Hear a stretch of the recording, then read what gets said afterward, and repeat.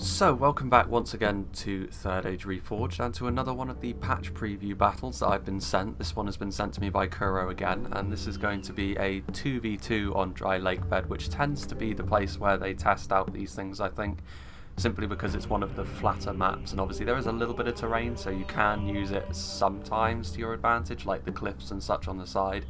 But it's a good place to just sort of see how the factions play off against one another, so We'll probably be seeing this map a little bit in the next couple of weeks or so, until the new patch comes out, of course, along with stuff like Grassy Plain, simply because it's the easiest to test on to see how things are going. And also I should mention that there is a timestamp in the description below for when the battle starts if you don't care about me talking about the factions. You know, I will move up to the top so it's a little bit more prominent, but you know, I do feel as though that, especially now, considering it's a new patch, me talking about the army compositions is going to be a little bit more important. If you wanted pure entertainment, there are people who do this far, far better than I do. And you know, J Monster, for example, is he's doing the patch preview stuff as well. And if you wanted to sort of see it done with a little bit more professionalism, shall we say, then he's definitely the place to go for that. You know, and it does seem like recently there has been a little bit more negativity buzzing around, and that does bum me out a little bit. So, you know, if you don't want to see the army descriptions, that's fine. Just click on the timestamp, and if you think that maybe I'm not entertaining enough, that's fine as well. Just go and watch someone else, to be brutally honest. But now we'll go through the army compositions. I will do it a little bit more quickly so that we can talk about how things are going as the battle goes on. Kuro is playing as Rhudaur, and he's got these Heyrendane nobles. I'm pretty sure I'm pronouncing that wrong. If anyone knows the correct pronunciation of that, then do let me know. But this is, of course, Rhudaur's most elite cavalry unit that they have available to them. And he's flanking them with, I think, a couple of units of Coldfell Maidens, which are javelin. Actually, no, he's got one Coldfell Maidens and one Rhudaur Scouts. The Rhudaur Scouts, of course, lower tier cavalry. The Coldfell Maidens are javelin cavalry, so pretty much a pretty ideal backup for the nobles. But horse archers are going to be a bit of a bane to Rhudaur's cavalry if it comes down to that. So you definitely don't want to be trying to go cavalry heavy against Rhudaur or Khan, for example. Meanwhile, if we go here, you can see there's a few Rhudaur swordsmen, the main line for Rhudaur. If we move up along here, I think he's got some more, quite a hefty amount of swordsmen. Hopefully Rhudaur do a little bit better this time than they did against Linden in the first preview battle I showed. So yeah, he's got a lot of Rhudaur swordsmen. Over here he's got a couple of Trollshaw Berserkers, of course, previously called the Rhudaur Berserkers in Gundabad. And of course they are now, I think, they throw javelins as well as going into melee. So they are going to be sort of very, very much the quintessential Rhudaur unit. He's got a lot of Dunman Hunters, so these guys, of course, are low-tier archers. And then he's also got some Rhudaur Spearmen protecting them from the front so that no cavalry can sort of interfere with them. And then as we look over here towards his ally, who is Mech DI, playing as Isengard. We haven't seen Isengard yet in the test build, at least I haven't shown them yet. So it'll be interesting to see how they perform, of course. Sort of, they've always been the most balanced of the Orc factions, and I don't think that's going to change. I think that's going to be what sort of underpins their faction as a whole. Their rush will probably be quite strong, but not as strong as Gundabad's. So taking a look at their composition here, we can see they've got some Berserkers, of course. They're going to be very weak to sort of ranged fire, but if you can get them into melee, of course, they're going to do a lot of damage. We've got some Dunland Clansmen as well, just to pad out the line. I think, yeah, you can see there's a lot of Uruk-hai infantry. We've also got the Uruk-hai archers in here as well. Of course, archers going to be a little bit more prominent in the patch, like the lower tier archers anyway. So the Uruk-hai archers will probably be a bit more of a presence for Isengard. He has also got a lot of Uruk-hai infantry, of course. They've got the white hands on their shields now, which is nice. And just the standard Uruk-hai infantry and the Uruk-hai pikemen, of course, are still going to be very much the centre of Isengard's line. That sort of well-balanced approach has always befitted Isengard quite well. And then if we look over here, very similar story over here. So we've got some more Uruk-hai infantry, some more clansmen just to sort of pad out the line. And we've also got some Berserkers back here. Just in behind the line, he's got a couple of units of Uruk Reavers, so he's got some shock infantry to sort of pad the line out if need be. Back here we can also see we've got some Trolls of the White Hand, which have also been given sort of the large versions of the Uruk-hai scimitars and shields, so they've been made a little bit more detailed. We've also got the Nazkai with Saruman in it. And then over back here we can see the Warg contingent that Isengard have brought along. So we've got some champions of the White Hand, and if we look in closer, I think, yes indeed, they've been given their sort of, some of the cavalry units, like particularly the Wargs here. You can see the giant two-handers that the sort of mounted Nazkai have here. And they've got a new animation, I think, so hopefully we can see that in action. So the Champions of the White Hand looking very mean and menacing indeed, and they're going to be backed up by some standard Warg Riders. So now if we have a look over at the red team, we will see Creed playing as Arthur Dane. He's got some Arthur Dane Knights over on this side, so again, the Arthur Dane Cavalry is going to have to be careful of the Isengard Wargs, but if they can get some charges off on the sort of plentiful infantry that isn't the pikemen, they should do quite well for themselves. Over here we can see some Arthur Dane Militia and some dismounted Dunedain Knights. Creed sets out his line pretty similar most times. He's got some militia to sort of pad it out. He's also got some pikemen here at the front. So the pikemen from Arthur Dane and the pikemen from Isengard are probably going to cancel one another out once again. We've got a couple of units of Dunedain Scouts. The prevalence of horse archers, of course, means I think Creed is going to sort of change his composition a little bit to try and counteract that. We also have some Arthur Dane Militia over here, some dismounted Dunedain Knights and some Dunedain Bodyguard, and based on the size of his army, he certainly has got quite a few hidden units here and there. I can definitely expect the Troll Slayers will be a big presence for him. And then over here, actually that's some Arthur Dane Knights from Creed as well. But here we have Rules playing as Dale, so he's got some Dalian Cavalry here. He's got a couple of units of Barding Herd, so the anti-armor capability is not likely to be too impressive against Rhudaur. He's got a lot of Lake Town Spearmen and Shield Wall, he's got a lot of Lake Town Bowmen. He's got some Morroquendi Pikes, so of course those are the Avari Elder Pikemen, sort of mixed into the line here, which likely will be very effective against Rhudaur, provided they don't get focused down by javelins and the such. In melee they'll be good. He's also got a couple of units of Barding Herd. He's got some Dale Dragon Slayers and some Dalian Cavalry, so I think unlike last time, Rhudaur will probably stand quite a lot more of a chance here against Dale, simply because I don't think Dale's composition is too... It doesn't really lend itself to facing Rhudaur all that well, to be honest with you, I don't think. The close range javelin fire is going to be able to shred through the centre of his line, which are of course those Morroquendi Pikes. I mean, the Lake Town Spears might take some of the shots for him, but we shall see. And also Rhudaur do have the benefit of this hill on the approach, which means that Dale's quite plentiful archer line, even though they're only low tier archers, are probably not going to be able to get the amount of damage done that they wanted. And Rhudaur, of course, have got even cheaper archers, so they might end up getting more for their money from this. The Dunman Hunters, of course, basically just hillmen with bows. You can see, though, that the Lake Town Bowmen are already firing. And this is going to be one of the fixtures of Dale, of course. They are going to be a skirmish-heavy faction, and I would... You know, again, I'm not entirely sure about what the sort of directives for the development of each faction are, but I would expect Dale to do the best of all the human factions in a skirmish. Sort of the dwarven influences with the armour, and of course just the longbowmen that the men of Rovanian are. It would sort of lend itself really well to sort of outlasting anyone else in a skirmish faction. Even the elves would probably struggle a little bit against Dale if they just sort of went into a sort of one-on-one fight with them. In that capacity anyway. Of course in melee the elven infantry is far superior. You can see here that the spearmen at the front are sort of taking the vast majority. There's one dude dying there. Spearmen taking the vast majority of the hits. The Dunman Hunters are firing back themselves, so if we sort of gain a closer look at these guys, of course, the men of Rhudaur. And I quite like the idea of using all of these low tier archers to pad your numbers as Rhudaur. Of course these Rhudaur spearmen are not doing too well under archer fire, they are quite lightly armoured. If they can get their shields up, they will do slightly better, but you can see that unfortunately for them, a lot of the arrows are just skimming along the top of the hill. So that's not great for them. Meanwhile, if we look back over here, we can see that these Arthur Dane Knights have charged into the Berserkers. You can see the Berserkers managing to stand firm, mostly.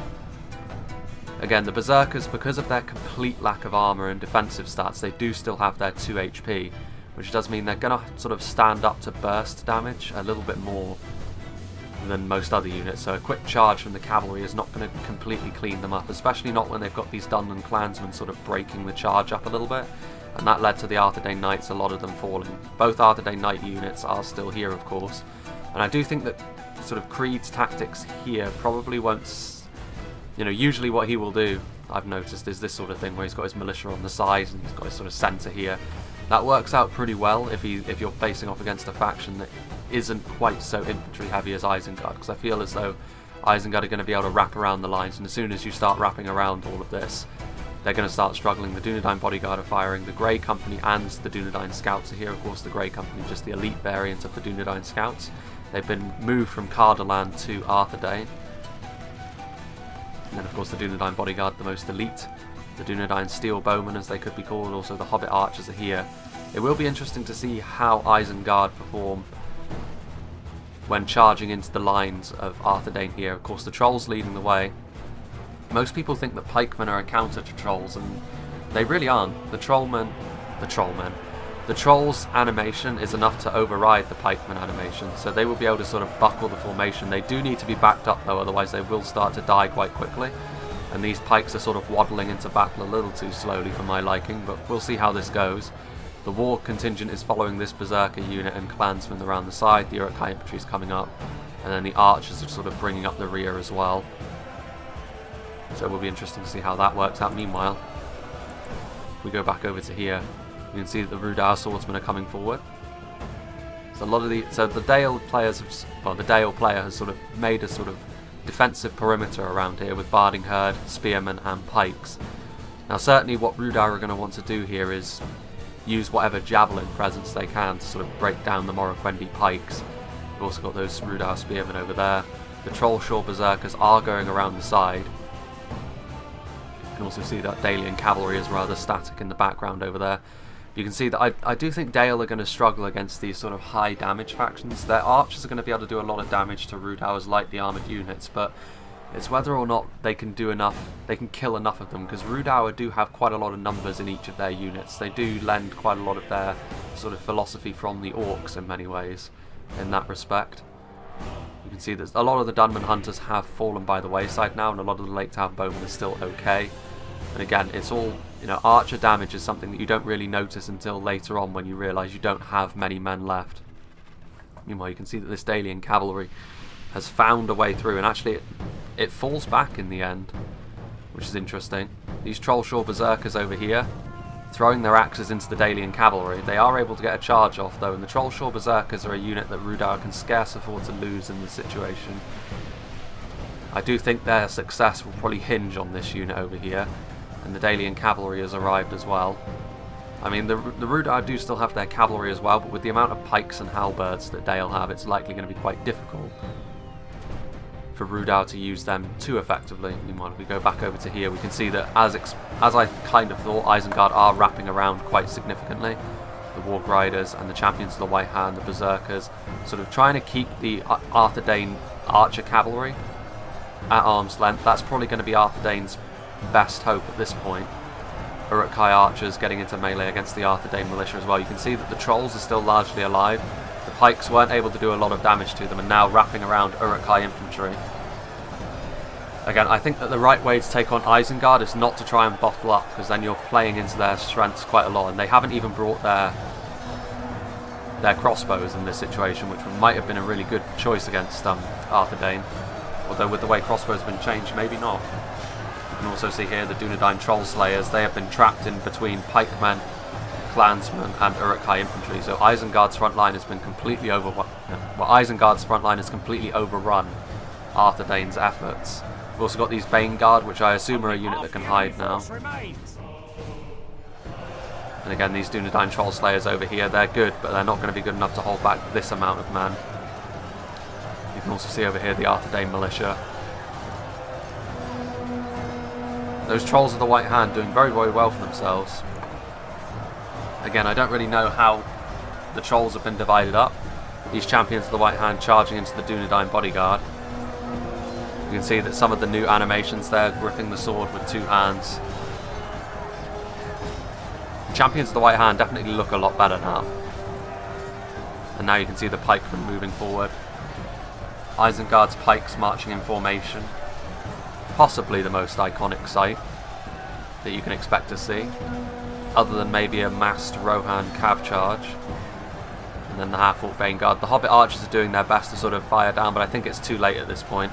Isengard really have managed to overrun and overwhelm the area. Having said that, if we look back over here, you can see that these horse archers are firing into the backs of some of the Isengard positions, and these dismounted Dunedain knights are still sort of doing quite well, mopping up these archer units over here, but Isengard have managed to sort of completely overrun Arthedain, and I think that again, with all that militia and all those pikes, I think Isengard's aggression was always going to be able to overrun the front line based on what I hear that Isengard are going to be good at and what Arthedain are going to be good at. Meanwhile, you can see that in sections, Rhudaur have started to engage. Well, there goes the Arthedain general at the hands of those Uruk Reavers.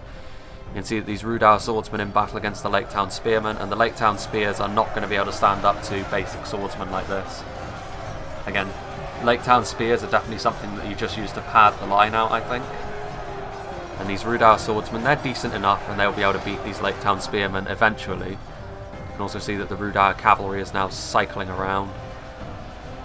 Kuro is now also sending up units he had. So we do have those Reforged javelins and some troll short axe throwers. So again, that close range punch that they're going to be able to bring to bear is going to be pretty nasty. And I don't think Dale are going to have too much in the way of answers for that. I think the vast majority of their ammunition has been spent on dealing with Rhudaur's low tier archers.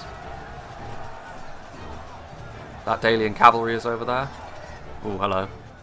A mass cav charge into the backs of the Lake Town River Patrol, which I believe are the reskin for the Riverman.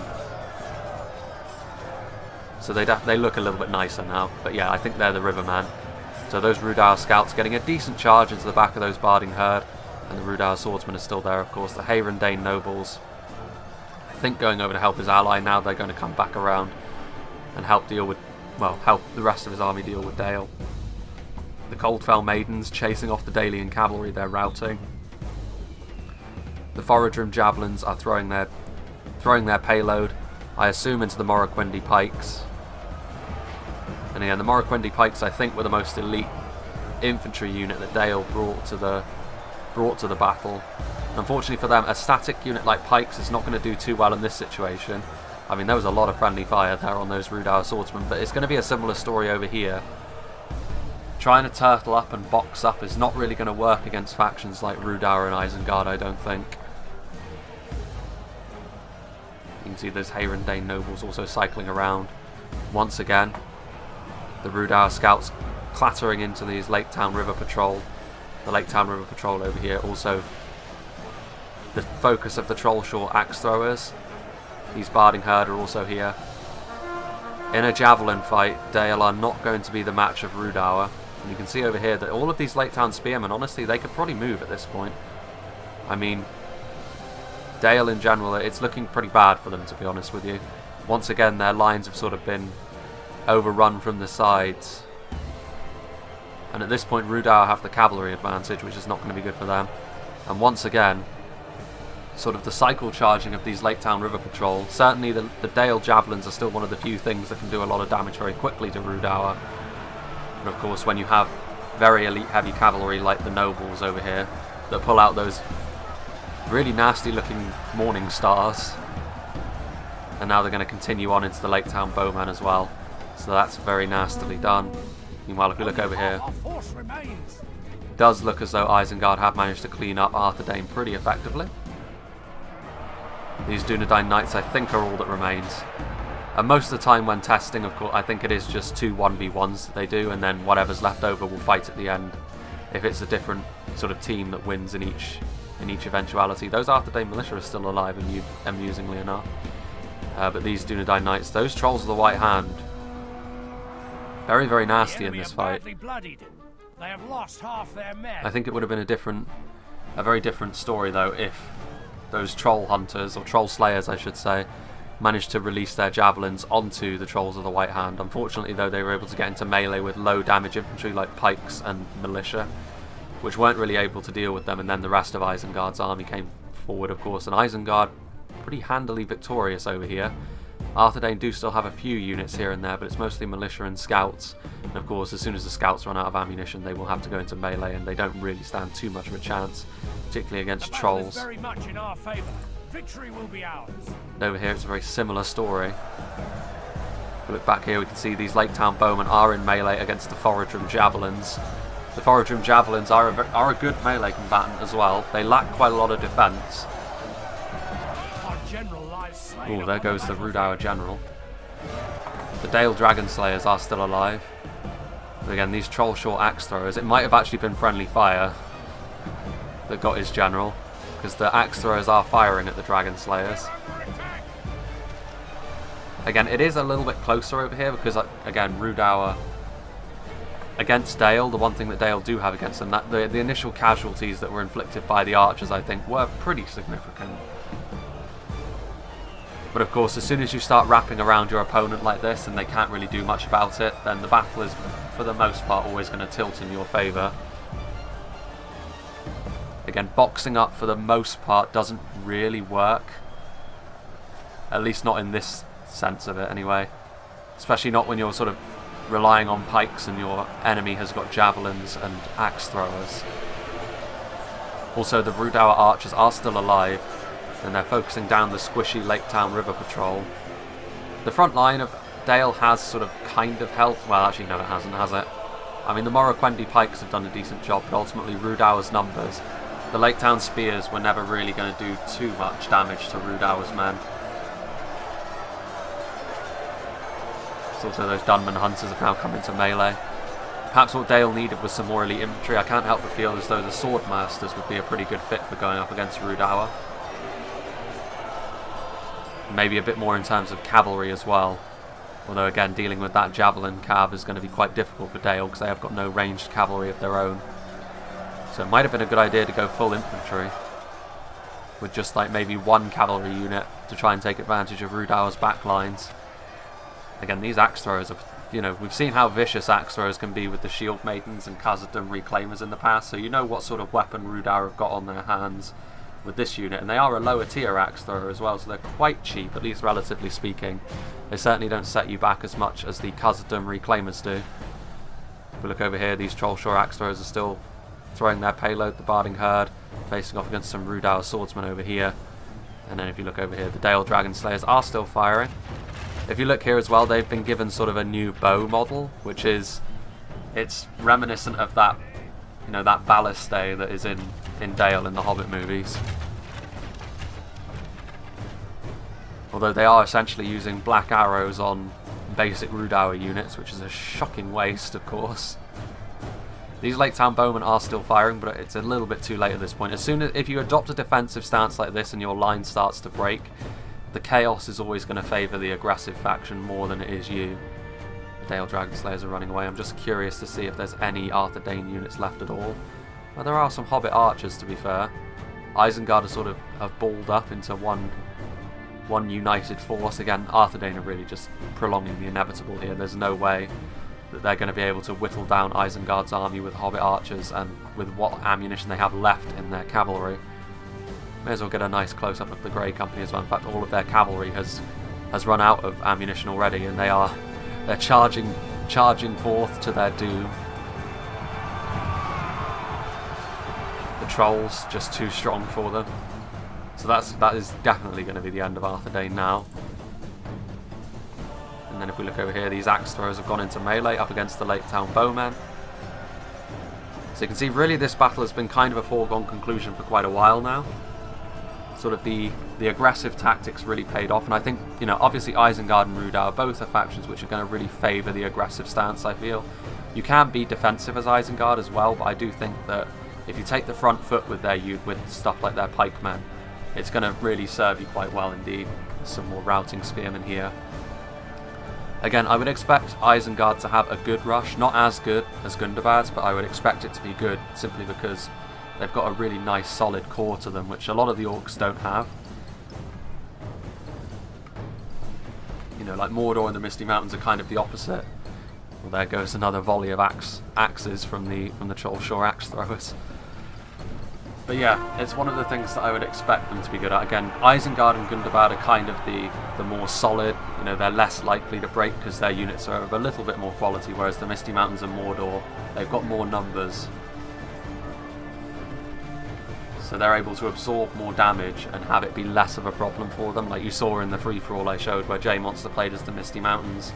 They were able to absorb all of that pressure from the Rohirrim horse archers and still, into the late game, be in first place. Obviously they ended up losing, but that was mainly because the quality of their infantry caused them to break, not down to the numbers that they had left. So the Dunman Hunters are also closing in, so this is going to be the end. If we look over here, the Dale Dragon Slayers have also been finished off by the Reforged Javelins. And that's going to be it. So yeah, very impressive performance. We are victorious! Our soldiers have fought and died well today. Much better than the last performance that Rhudaur put in.